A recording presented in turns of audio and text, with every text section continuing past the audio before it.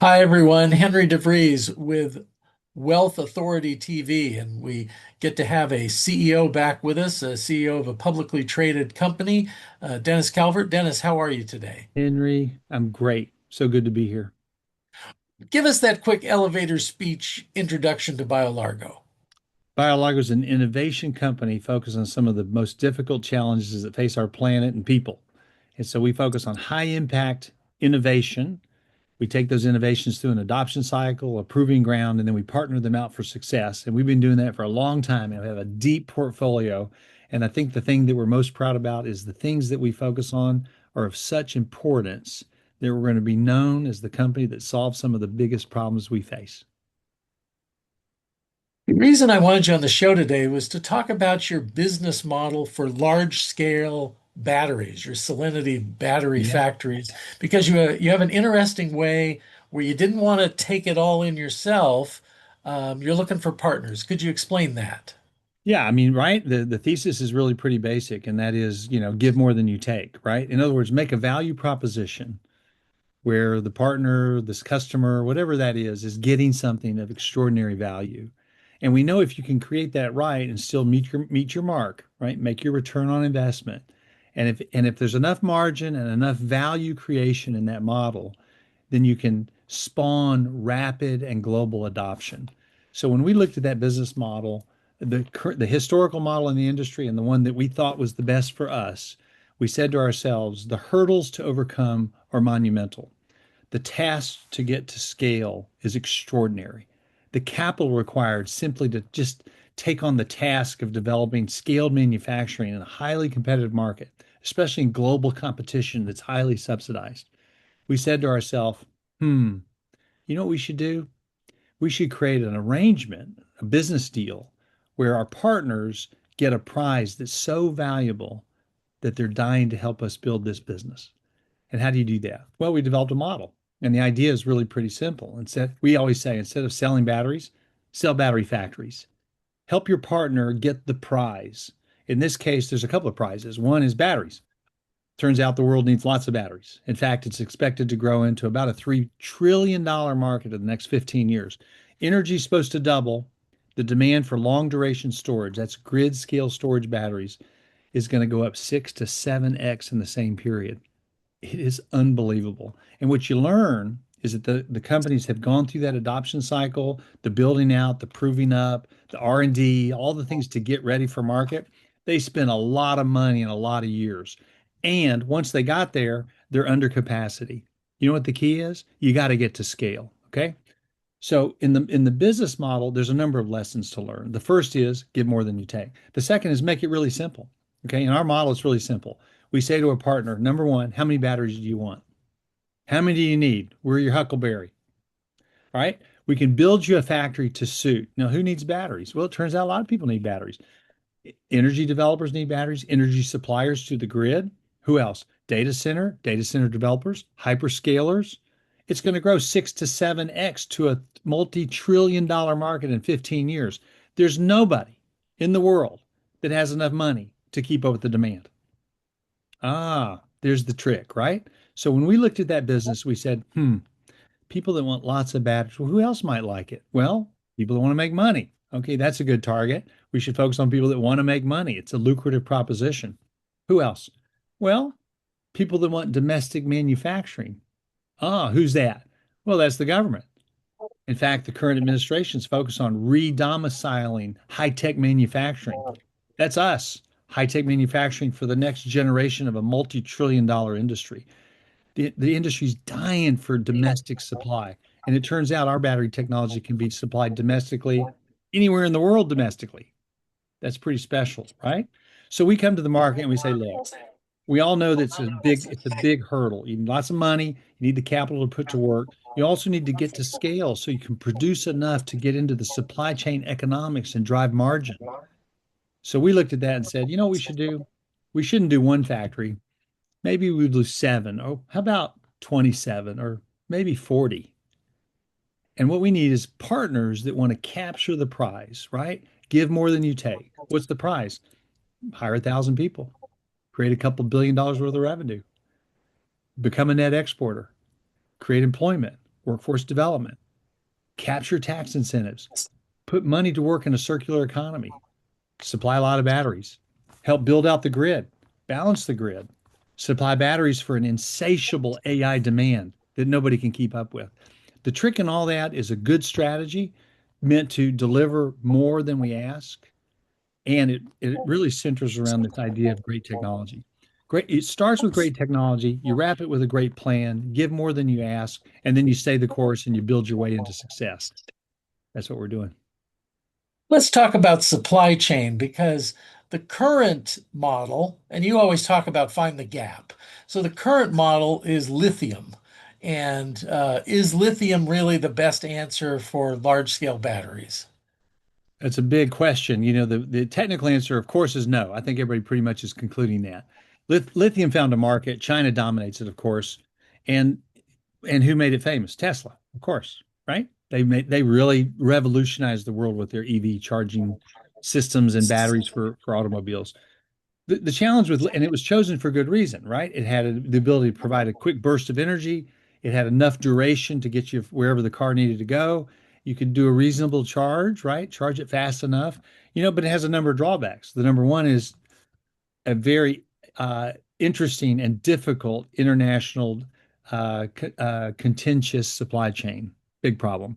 It's really dominated by China. In fact, there's a whole thesis that China has invested in the entire supply chain, and they really locked up about 90% of the world's lithium. Now, there's a scramble to reduce that reliance, but the reality is for grid scale storage, lithium is not the best answer.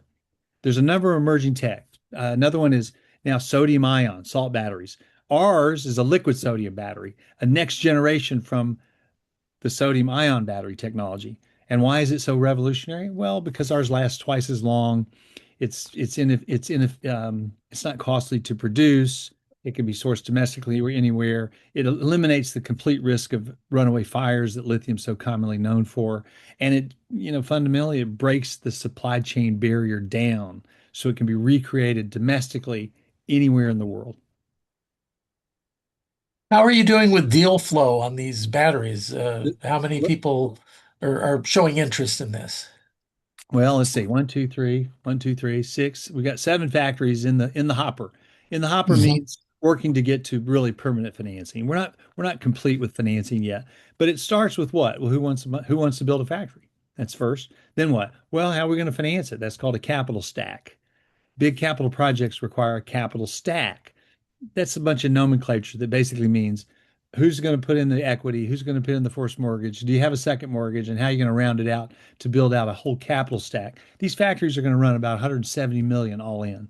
Now, the good news is on a $170 million investment, the net income is topping 75 to 80 million a year.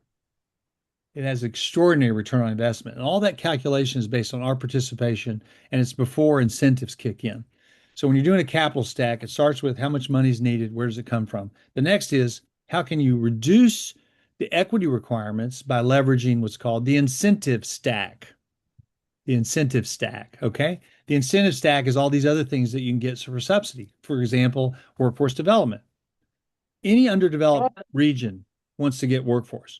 They want to hire and train the next workforce for the next generation. They really want to create high paying jobs. They want a circular economy. They want to foster that economic development in a region. What else? Uh, there's energy credits. Energy credits are sponsored by the Department of Energy and the Department of Treasury. Well, that's a government incentives. Guess what? There's an entire secondary market that monetizes those credits. How do you think Tesla built its enterprise? They leverage the credits in an extraordinary way. So that's pretty basic. You've got now energy credits, you got workforce. What else? Well, economic development. How about land development? How about building development? I mean, on and on. How about net export support? There's so many ways that these factories can impact a community. We essentially took a holistic approach and we said, look, we need to get to scale. We need to do it all over the world. We need to do it all at once, not one at a time for the next 40 years. We need to get there quicker. And to do that, we said, let's spread the wealth. Let's capture all these economic incentives. Let's layer it into a very thoughtful capital stack that's really financeable and get on with it. So we're in the middle of that. We're in the midst of that, sort of packaging all those tools up. But the astonishing thing is with energy credits, and by the way, battery tech qualifies for two major energy credits.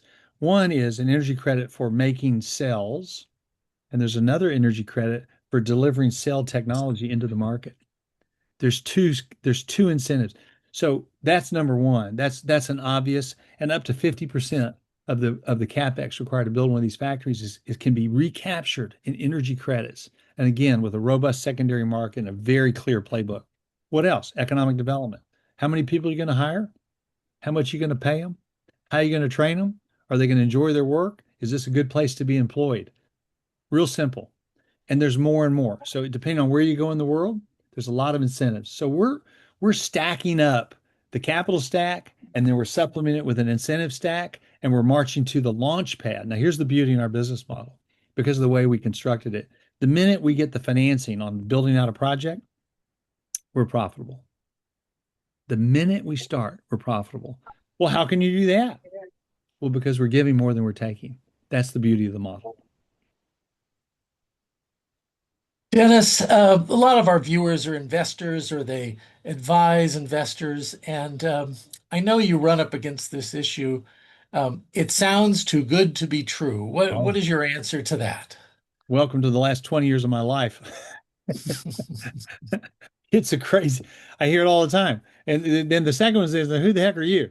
I mean, it happens every time, right? Yeah. And it's human nature, right? That's the way innovation is. Human nature says, I don't know. I've heard a lot of stories. I don't know. So that's our challenge as a company, right? So the way we think about that is we prove our claims in so many different ways, right? One is we show up. We just keep showing up. What else? Well, we use data, scientific data, third-party engineering, third-party reviews, peer-reviewed science. We go through regulated processes. So we have to mark ourselves to the expectations of the market and regulators. We've done a lot of that.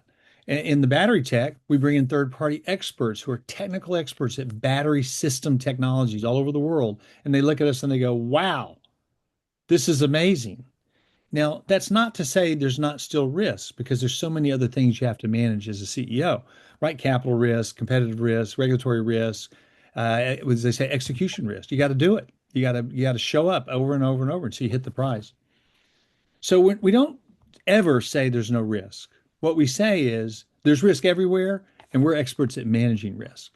We diversify our portfolio. We're tactical in the way we approach these markets. We leverage the tools that are given to us to go out and make such dramatic impact. So, right? So that's one. The other is it's too good to be true. You know what? It's too good to be true until you're making batteries and you're selling batteries and you're making money. And then all of a sudden it's true.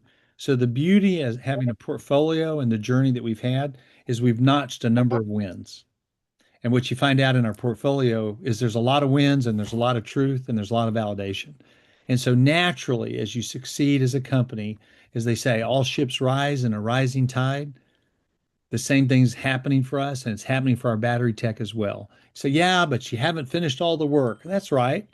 Before you finish the work, you're talking about the future. After you did the work, you're making money, everybody's satisfied. It's the nature of risk taking on the innovation cycle. And you have to be very comfortable with who you are, how you fit, your resiliency, your resolve, and you're navigating this three-dimensional chess game that seems impossible and daunting. We've done it very well for a very long time, and we've surrounded ourselves with technical specialists at every level. And that's why we have won. We're going to continue to win, and we're going to win with the battery technology. Thank you very much, Dennis, and love to have you back on the show another time. Any Until next time, help those people out there be healthy, wealthy, and wise.